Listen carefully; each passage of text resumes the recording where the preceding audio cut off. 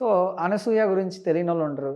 ఎప్పుడు ఏదో కాంట్రోవర్సీ. ఈమె ఎందుకు మాట్లాడుతుందో తెలీదు. ఎందుకు తిట్టించుకుంటుందో, ఆ కామెంట్స్ ఎందుకు పెట్టించుకుంటుందో తెలీదు. మళ్ళీ ఏడుస్తూ ఉంటది. ఈ మధ్య మళ్ళీ ఏడ్చిందంటే దానికి గల రీజన్ ఏంటి? One second. సోషల్ మీడియా ప్లాట్ఫామ్స్కి మనం వచ్చినప్పుడు hmm. If you're representing something or if you're posting something, hmm. మన అకౌంట్లో మనం ఒకటి పెడుతున్నావు, నువ్వు బహిరంగంగా ఏదో పెడుతున్నావు అని అర్థం. అవును. దానికి అది నచ్చిన వాళ్ళు నచ్చింది అంటారు, నచ్చని వాళ్ళు నచ్చలేదు అని కూడా కామెంట్లు పెడుతూ ఉంటారు. ఎగ్జాక్ట్‌లీ. అది ఆర్గానిక్గా ఉన్నంత వరకు ఓకే. హ్మ్.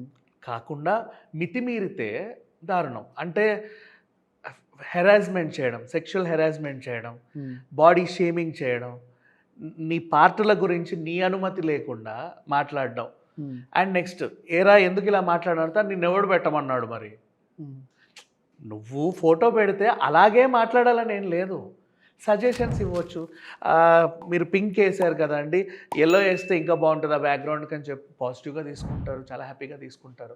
లేకపోతే హెయిర్ స్టైల్ ఇలా ఉంటే ఇంకా బాగుండేదండి ఆ డ్రెస్కి అని చెప్పు, ఏం పర్లేదు. నువ్వెవడు చెప్పడానికి అని ఎవ్వరూ అనరు. ఎందుకంటే నేను వచ్చిందే సోషల్ మీడియా ప్లాట్ఫామ్కి. హ్మ్.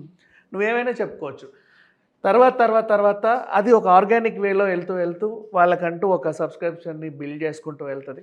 వీళ్ళు కూడా వాళ్ళ హాలిడే టూర్స్ని ఎక్కడికైనా వెళ్ళినప్పుడు కానీ పంచుకునే హక్కు కూడా వాళ్ళకు ఉంది. అవును. ఇకపోతే సమాజంలో మొట్టమొదటిసారి నేను చూసా ఇప్పుడే ఈ ఇన్సిడెంట్ ద్వారానే, ఇప్పటి వరకు మన మీడియా చరిత్రలోనే ఎవరు కూడా అత్యాచారాలు చేసే వాళ్ళని కానీ, లైంగిక వేధింపులకు గురి చేసే వాళ్ళని కానీ, కామాంధులను కానీ సపోర్ట్ చేసింది లేదు.